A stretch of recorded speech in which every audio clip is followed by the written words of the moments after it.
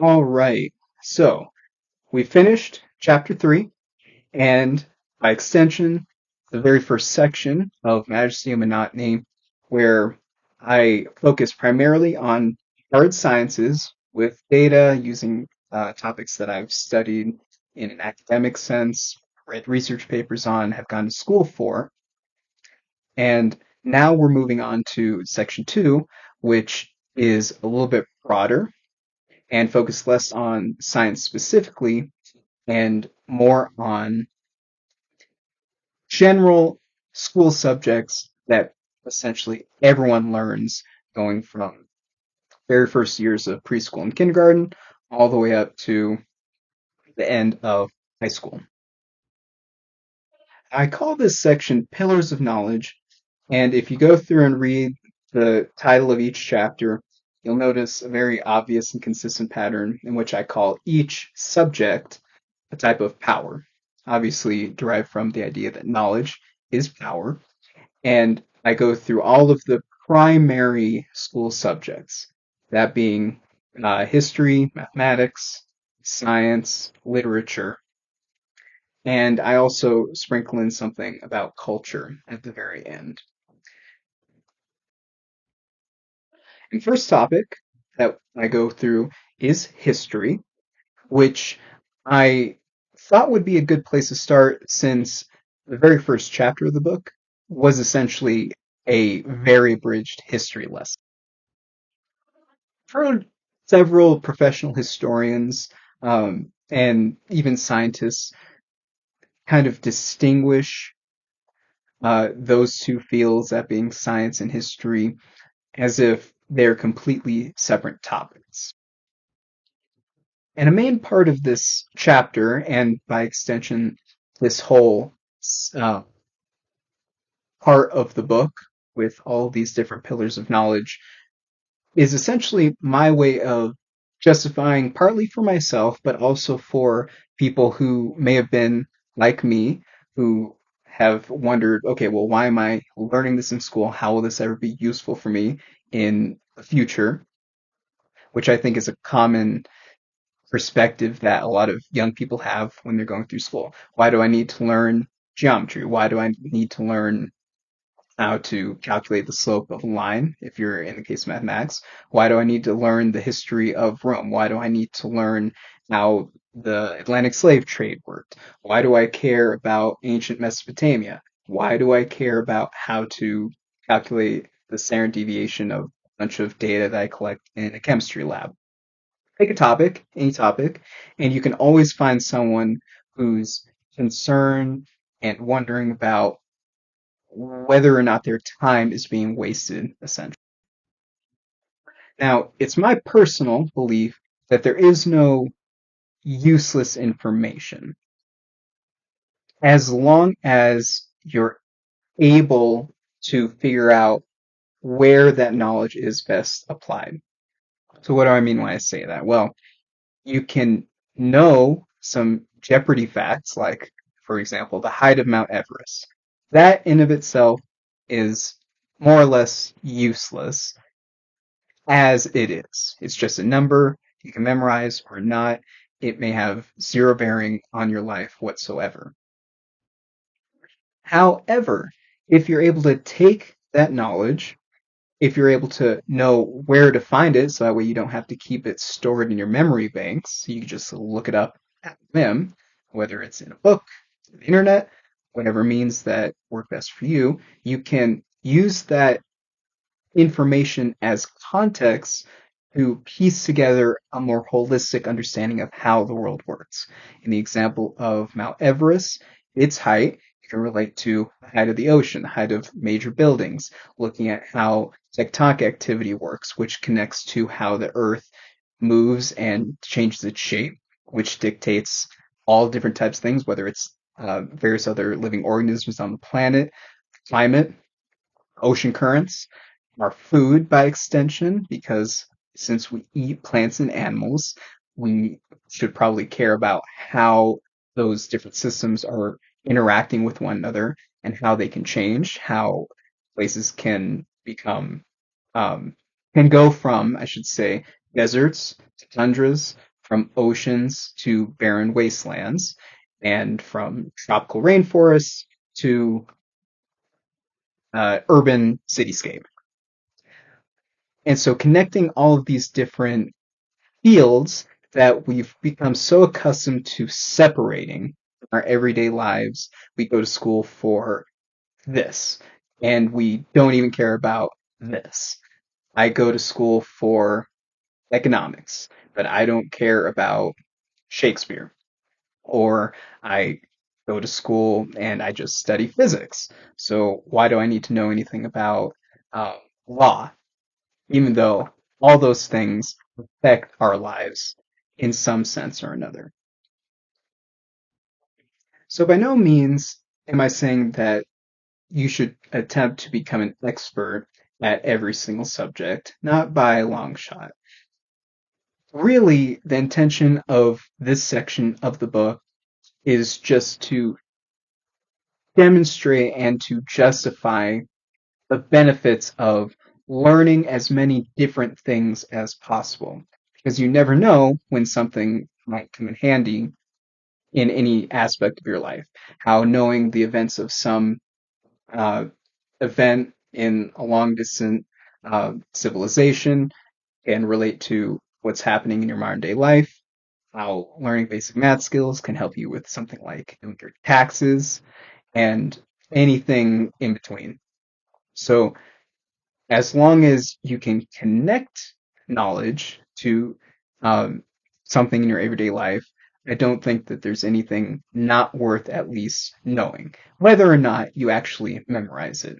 And from that perspective, I'd hope to at least inspire younger minds or people who are excited about learning in general to appreciate and be open minded to any type of information, even if it's something that you don't feel like you're an expert in, or whether it's something that you may not have any particular interest in. You never know how it might help you to better your own career in your own particular field of expertise. So, after all that, what the heck is this history chapter about? Well, as you would see going through each of these chapters, it essentially just highlights all the different ways that learning history can be beneficial for you in your everyday life. And history is a pretty good ubiquitous one because uh, everything is history. Everything that you did today is technically history. Anything that happened in the past, at least by my definition, my general definition, is history.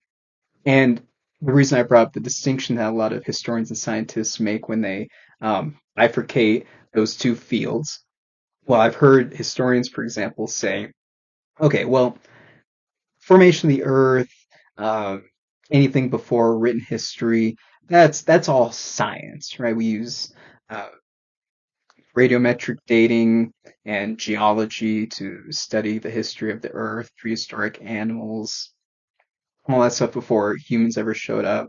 We use astronomy and observations of different celestial objects to learn about life cycles of stars, uh, and that's all science. That's not really history. But there's a big problem with that because it's not true. Think about it this way: astronomy is a really great example of this because all we can do with astronomy is study light. You can't go out and touch a distant star, at least not with the technology we have today. You can only look at something far away with a telescope and use all the information you can gather from the light coming off of those objects to study the entire universe. So when you look at something, keep in mind, the speed of light is finite. It takes time for a photon to get from one place to another. So when you're looking at something from across the room, you're not seeing it as it is now. You're seeing it as how it was some X nanoseconds ago. When you see moon, you're seeing it as how it was about 1.3 seconds ago. The sun, 8 minutes ago. Looking at some primordial galaxy at near the edge of the visible universe, you're seeing it as how it was almost 13 billion years ago. Every time you look at something, you are seeing the past. And by my definition of history, you're seeing history unfold as you look in any which direction, however far you can look. So all of it's history. I don't care what certain field you choose to look at, you can find a history to anything, whether it's the history of agriculture, industry, science, mathematics, literature, the evolution of language, all topics that will eventually be discussed more in detail in further chapters of the book. All of it has a history. We have history that's shared. We have common ancestry as Homo sapiens, which have common ancestry with all mammalian life, which has common ancestry with all living things on the planet, all of which are comprised of molecules, which are made up of atoms forged in the hearts of stars. We're all literally connected by a shared common history, made of the same stuff, and so no matter what particular field of history you're looking at, whether you're focusing on human history through anthropology, focusing on pre-human history through paleontology, archaeology, all of it is connected. It's all our shared past. So no matter what you're learning, whether it's your genealogy, like your personal family history, or just looking at ancient cultures, all of it can provide benefit and help us gleam into what makes us who we are today. Because it all led up to whatever point you're reading the book in. So don't get too hung up on particular events, I would say. This is what I tell my students, since most schools only have so much time to teach historical events, which is why most history classes tend to focus on major wars, major treaties, specific points in history that lead up to modern day. But it's important to look at the whole interim between each of those major events because it's in that interim that those major events are built up to. And it's also important to remember that history is made as a conglomerate of everybody, not just the kings and queens, not just the major generals in war. It's made by the common folk who are the backbone and foundation for all of the big names that you always remember in history. You, me, your family, everyone that you've ever known, we together are what comprise of all of our human history. And it's connected with everything we interact with in nature. The inanimate objects that we move, plants and animals that we consume, and that consume us in turn as well. It's all connected. So when you're looking at the history of the climate of the Earth, how the tectonic plates on the surface of the planet have shifted, all of those contribute to the evolution of life, and as a result, the eventual um, sort of event that led up to us humans. And so, just to cap off, um, I would just say that the major benefit of learning history, your history, is that it provides context for how the world works today. And with that context, you are more empowered to be able to look forward into the future and hopefully lead your life in a direction that you want it to go in because you recognize trends on how things happen, you see patterns, and through learning the past, you can better understand the future and the present. So that's chapter 4 of Majesty and Monotony, Power of History. Um, I think you'll have a lot of fun if you go through and read this chapter.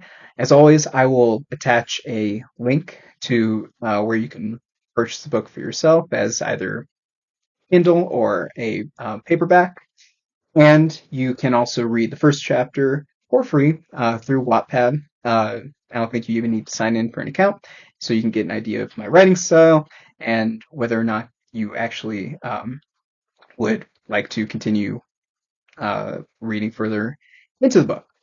And if you've made it this far into the video, I presume that you probably would enjoy the book because it's just like regular conversation, the same way that I am attempting to record these videos.